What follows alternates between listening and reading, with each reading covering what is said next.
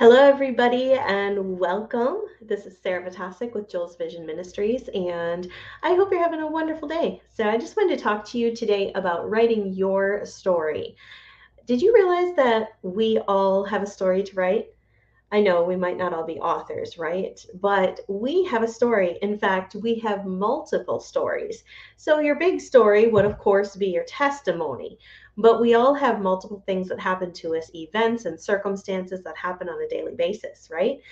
And have you ever thought about how every single one of those can be turned into a lesson or a message that you can teach the children in your ministry? So here's the big deal. How do we remember them all, right? I know that I forget things. So, there might be something that happened, and weeks down the road, I might think, oh, yeah, I could have used that. So, here's a couple things I wanted to talk to you about. 4 different apps, and then a little bonus or two at the end that I wanted to share with you about keeping track of your story, because you don't need to worry about it right now.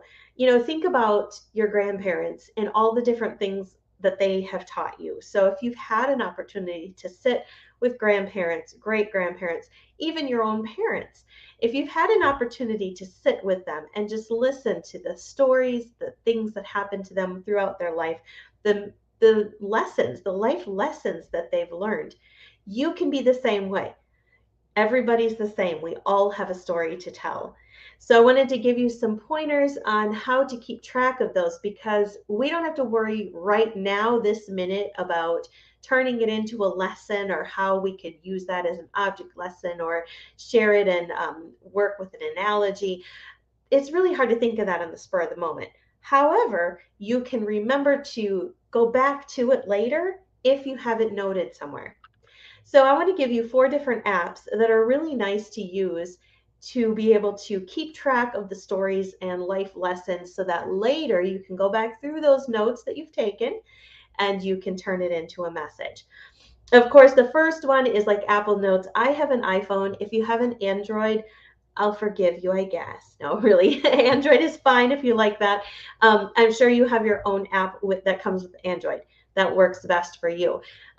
That's just a really easy way to keep track of things. Apple Notes is really nice because if you want to share it with somebody, you can share it across, with another person's number or whatever, and they can add to it, and you can add and take away from the list or whatever it is in your notes.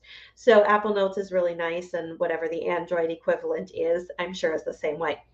Another one that's been really fun over the years is Evernote. A lot of people have used this, and I'm sure you've heard of it. One thing that's really neat about Evernote is you can actually put in a picture. So if you were to be going through a specific situation, snap a picture, save it into your Evernote, and write a couple things about what happened. And then later on, you can turn that into a message and even use the pictures that you took at the same time. Now, I know that sounds like an awful lot of work, but if you think about it, you're out in the flower garden and you suddenly see a big frog in the flower garden or whatever, and something happens like that, take a picture of it. Later on, you might be able to use that in your story. So Evernote is one. Another thing I've learned to really like is the voice memos, because sometimes I might be driving down the road. Obviously, I'm not supposed to be on my phone, right? So I don't want to be texting or writing something down on my phone, but if I hit voice memos, then I can just talk and record myself. And so then I can remember the thoughts and the things that I was thinking through that I want to turn into something later on. So using voice memos is a really good, helpful option when you're busy and you don't feel like you can type or write something down. Now, one of my favorite apps that I've come across is called Noted, and I was going to pull it up here on my phone and show you what it looks like. You can turn your notes into different notebooks on here. So as you can see, I've got each one is a different color and different titles. And then when I click on those, I have the specific notes within those that I was writing down. Or you can click on all notes and just see everything all together at once. So Noted is really fun to keep things organized, and you can just type it out on there. And I have really liked that. And that's just the free version, so I don't pay for it. I don't know what the full version is, probably remove ads and stuff like that. But if you're going to just be keeping track of things and you don't need to show it to anybody or anything like that, then the free version, I'm sure, is just fine. Now, for a bonus, there's actually two things I wanted to mention on here. One is keeping a journal. Now, a lot of people don't like to write or don't think they like to write. But one thing I've really found, and I'm going to be really honest here, I have a website called joysjournals.com. Joy is my middle name, so that's where that came from. And I make and sell handmade journals and stuff like that. But what I'm going to be really honest about is that I don't write in a journal every single day. So even though I make them, even though I love them, and even though I have a bunch of them, I don't write in them every single day. But I've learned not to put that expectation upon myself, and I just write in it when I'm ready to write in it. So if you have thoughts and things you want to remember, write it down, and sometimes you can really think through things better. Now, when I'm getting ready to write a message or write a lesson, a lot of times I like to write it by hand instead of typing it, because there's just something about your thoughts and your mind working through your pen. And so keeping a journal is really nice. And if you're going to keep just events and things about your life, you can even just have a simple notebook. It doesn't have to be anything special, just a certain place that you jot down something really fast that you want to come back to later and turn into a message that you want to share with the children. So keeping a journal is really great. The last one I want to share with you is called The Remarkable. I don't know if you're familiar with this, and I am not getting anything paid or anything for mentioning this. This is just something that I like to use. The Remarkable is actually a digital notebook. And what's really nice about it doesn't have any apps. It's very, very basic, just black and white. And it feels like you're writing on paper. But what I really like about it is being able to keep the files separately. So I have all different files. I have files for work, files for business, files for children's ministry, all different files in there. And then I can put as many notebooks as I want in those files, and they're all digitally linked. So, the different notebooks that you put in there are digitally linked so that you can have contents pages and all of that. And so that is a device that I do actually really like to use for keeping track, keeping notes, taking notes at seminars or webinars or anything like that. And again, I'm not getting paid for this promotion whatsoever, but you can go to remarkable.com and check those out. And just like any other digital device, they can be pricey. I did get mine used online, and it's been great ever since. So I thought I'd just share that with you. And so I just wanted to share those things with you, because I think we just really get thinking that we have to have all these fancy stories about our life, all these experiences that are just mind blowing and all this stuff. But no, it can be something very simple. I'll give you an example. Many, many years ago, when I was a young teenager, I'm a violinist. Okay, so I had played violin for many years already. As a young teenager, I started at age 4.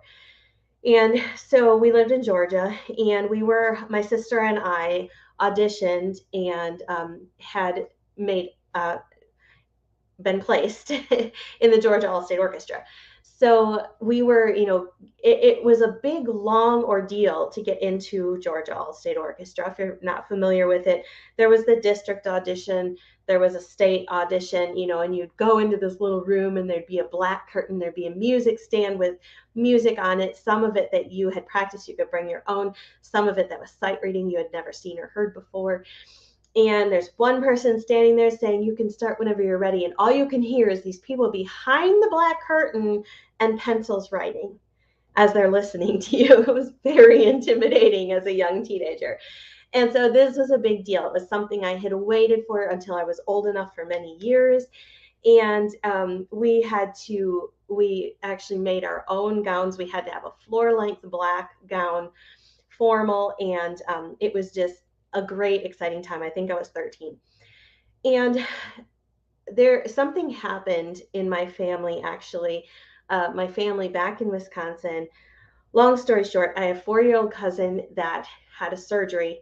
The surgery went well, but then the anesthesiologist had given her too much anesthesia and she died.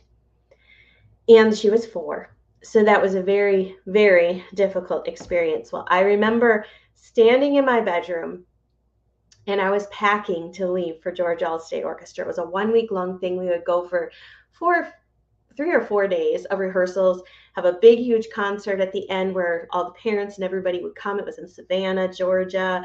Then we go out on the ocean, and we just enjoy a couple days of vacation. So it was a huge, huge deal.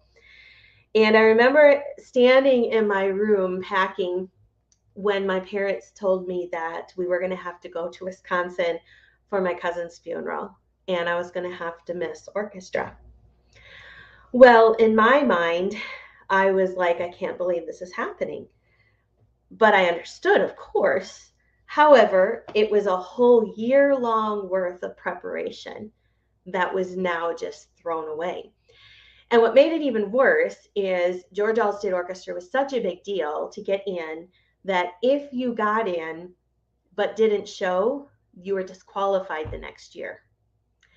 So, in my mind, as a young teenager, I'm like, this just isn't fair.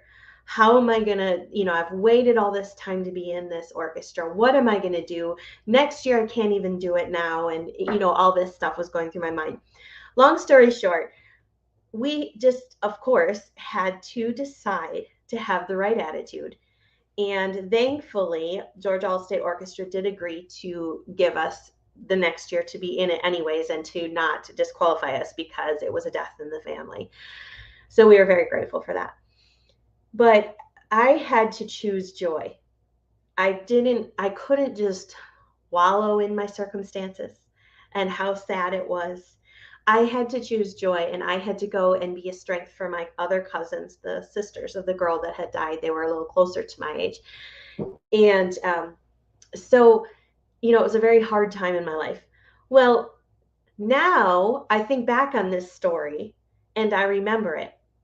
And I'm like, okay, this is a story I can teach the kids about joy and how it's not because we're happy. The circumstances made me really sad, but I could choose joy because I knew that Jesus would bless me, that I could be a blessing to my family. And he also blessed me by allowing me to be in the orchestra the following year. So this is a story that I actually did turn into a message for the children. And I brought all kinds of props. I brought my violin and I played for them a little bit. I brought a black gown because I still have them for symphony now. And so I showed them what that was like. I brought some music. I brought a suitcase and packed stuff in there talking about what you would take on the trip and how scary it was to audition. And I just made it a big deal like that and turned that simple story. Yes, it was a life lesson, but it was how many years ago? And I took that story and turned it into a lesson on choosing joy and blessing others even in the midst of your sadness. And then Jesus blesses you. So that's just a little example for you, how you can take circumstances in your life, turn them around to teach your children and be really personable with them.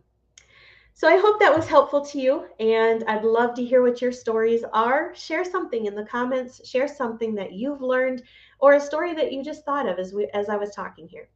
I hope you guys have a wonderful day, and we'll talk to you again next time. See you later.